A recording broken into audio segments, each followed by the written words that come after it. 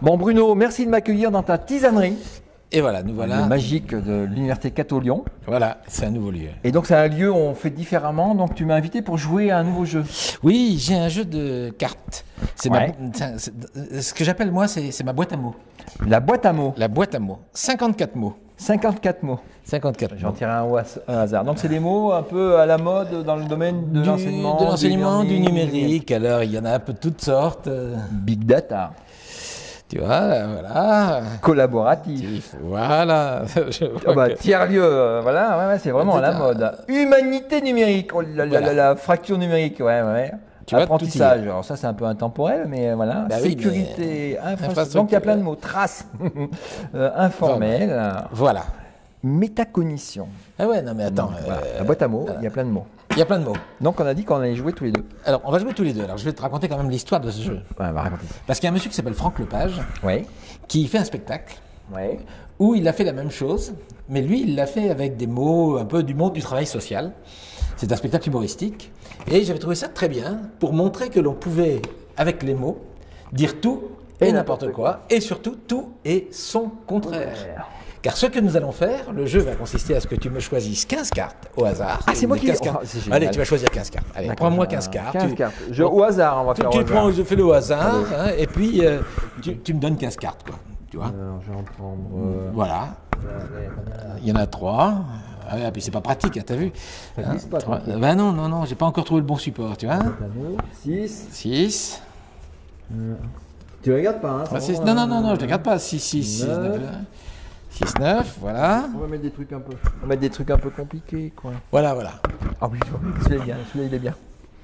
Voilà. Celui-là il est bien, il ne voit pas. Hop, voilà. Il est bien celui-là. Oh bah ça, je suis obligé C'est de bon, mettre, ça, hein. tu vois. Ça, c'est pas mal. Voilà, Ça, c'est pas mal voilà. non plus, tu vois.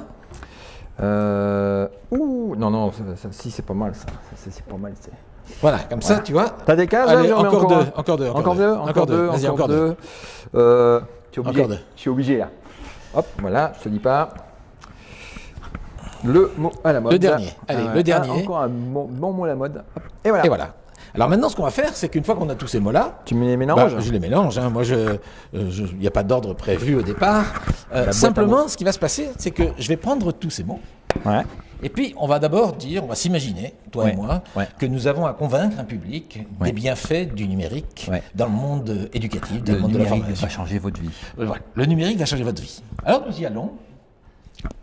On va saluer notre public, mesdames, messieurs. Bienvenue nous sommes très heureux la boîte à mots. Dans la boîte à mots. Formation sur le numérique.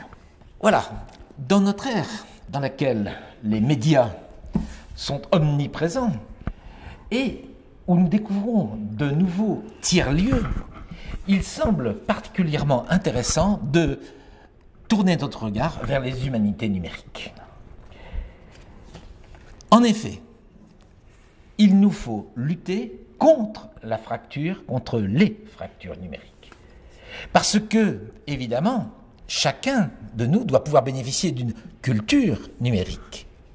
Et on imagine bien que dans nos sociétés envahies par le numérique, il y a en particulier une compétence essentielle, c'est la compétence à l'autonomie. On le voit bien, nos jeunes ont ça. Oh, pour ça, qu'est-ce qu'il faut? Il faut mettre en place des pédagogies. C'est ce que l'OCDE nous dit régulièrement. Ah, l'OCDE. L'OCDE. Mais l'autonomie et la pédagogie, ça doit amener aussi à développer dans le monde professionnel des jeunes capables de s'intégrer dans des entreprises apprenantes. Parce que vous comprenez, aujourd'hui, c'est le maître mot. Cependant, pour faire des entreprises apprenantes, pour former des jeunes à cela, il faut des enseignants. Et il faut aussi amener les enseignants à être capables d'entrer dans cet univers. C'est pour ça qu'il faut changer de paradigme, n'est-ce pas ? Et quand on change de paradigme, en particulier dans le monde du numérique, il faut accepter de rentrer dans une ère d'individualisation, ère de différenciation, qui doit permettre de lutter contre l'infobésité, bien évidemment. Mais lutter contre l'infobésité, c'est aussi accepter d'entrer dans un écosystème apprenant, dont nous savons bien qu'aujourd'hui, il est surtout informel et qu'il ne sera devenu pertinent qu'à condition que nous mettions l'accent sur le travail numérique collaboratif. Mesdames, Messieurs, je vous remercie. C'est génial, le numérique, c'est génial. Alors, on va continuer parce que on va faire retourne le paquet, on retourne le paquet, défilé dans le même ordre. On mélange. Il ne faut pas que ce soit le même ordre, hein, parce que sinon c'est pas le même ordre. Non, c'est pas le même ordre. Justement, c'est ça qui est encore plus c'est intéressant. encore plus intéressant. Est-ce qu'on peut dire le discours inverse, le discours catastrophiste, le discours négatif, avec les mêmes mots, mais dans un autre ordre? Nous y allons? C'est parti. Allez, c'est parti. Encore une fois, un mot valise, le mot paradigme, vient envahir notre société à l'ère du numérique. En effet, derrière ce mot paradigme, on nous cache aujourd'hui quelque chose qui est encore un autre mot valise, une autre expression valise, l'expression humanité numérique. Où va-t-on avec cela? Où va-t-on? On va simplement creuser la fracture numérique, justement. C'est ça le danger. Pourquoi lutter? Pourquoi ça va creuser la fracture numérique? Parce que en fait, on nous parle de choses qui n'existent pas. On nous parle d'écosystèmes apprenants, mais ça n'existe pas, les écosystèmes apprenants. En fait, on nous dit l'informel, c'est ça qui est génial, mais ça ne marche pas non plus. On le sait bien. En effet, on nous rebat aussi les oreilles avec du collaboratif en nous disant « Oh, allez, il faut collaborer avec le numérique ». Et cerise sur le gâteau, la culture numérique. Il faudrait que tout le monde ait une culture numérique. Mais ici, ça fait un peu de culture, simplement. Ce ne serait pas beaucoup mieux. Surtout qu'il manque largement d'autonomie. Vous comprenez, à une époque où on nous rebat les oreilles avec l'autonomie, il est temps quand même de réfléchir à une pédagogie qui soit explicite et traditionnelle. Enfin, il y en a un peu marre de ces concepts vides comme l'entreprise apprenante, par exemple, dont on ne sait pas ce qu'elle est s'il était simplement une entreprise. Quant aux enseignants, il est temps de les former. De les former d'abord aux médias, bien évidemment, mais pour qu'ils utilisent les médias correctement. Et puis aussi qu'ils sachent aider les élèves, effectivement, à ne pas sombrer, et les jeunes, à ne pas sombrer, à cause de l'infobésité. Mais ça, on le sait bien, ce n'est pas à l'école qu'ils vont apprendre cela. Il n'y a rien qui va se passer. Et puis, nous sommes entrés dans l'ère de l'individualisation. Autrement dit, plus d'individus, plus de citoyenneté, plus rien. Tout ça pourquoi? Parce que l'on veut nous vendre aujourd'hui des tiers-lieux, bref, de nouvelles technologies dont aucune, pour l'instant, n'a fait ses preuves. Tu me posais une question tout à l'heure, en me disant, est-ce qu'ils apprennent mieux?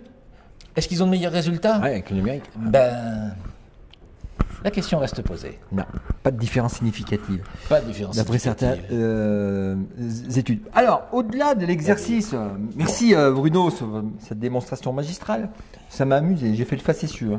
Au-delà de l'exercice, c'est vrai qu'on a beaucoup de discours, des pour, des contre, sans argumentation, on est un peu dans la communication, on est un peu dans les effets de mode, on est un peu dans les il y a qu'à, il faut qu'on, et puis derrière ça manque un peu de réalité de terrain, de retour d'expérience, d'analyse des résultats de recherche, de labo, alors qu'il existe tout un tas de publications.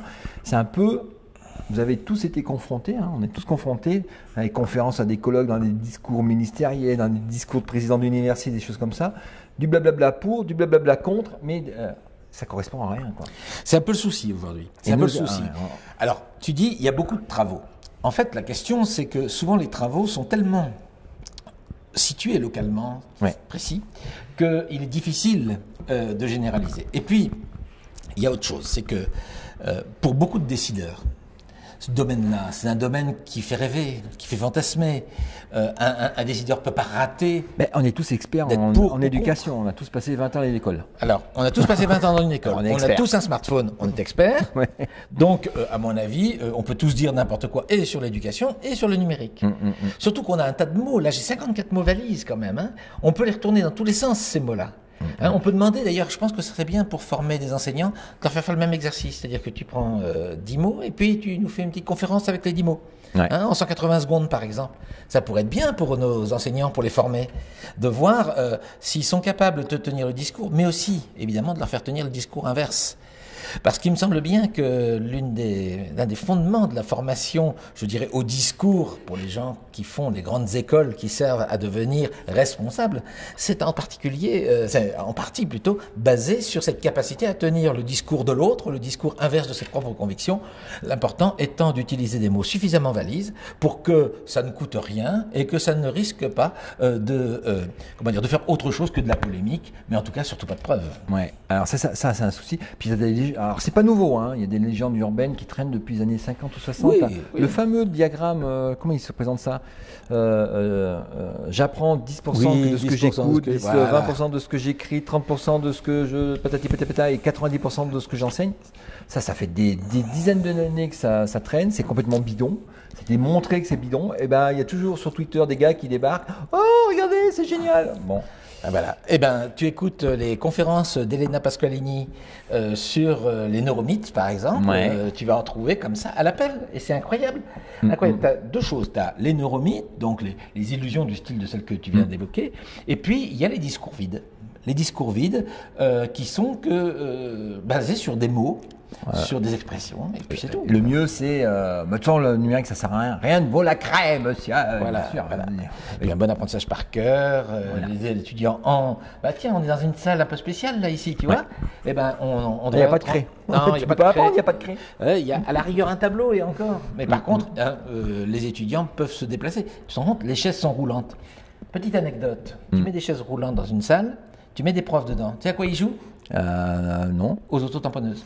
Ah, les profs. Oui. Ah, ils sont facétieux, les tiens aussi. Ben, c'est-à-dire qu'ils pensent que leurs élèves font comme ça. D'accord. Sauf que tu mets les étudiants ou les élèves dedans, Eux, ils bossent. eux, ils bossent. Voilà. Donc c'est ça la différence. Donc voilà, donc sortons un peu des discours convenus, allons voir de plus près ce qui se passe. Ouais. Méfiez-vous des effets de mode, des mots à la mode et Voilà. des trucs comme ça. Ok.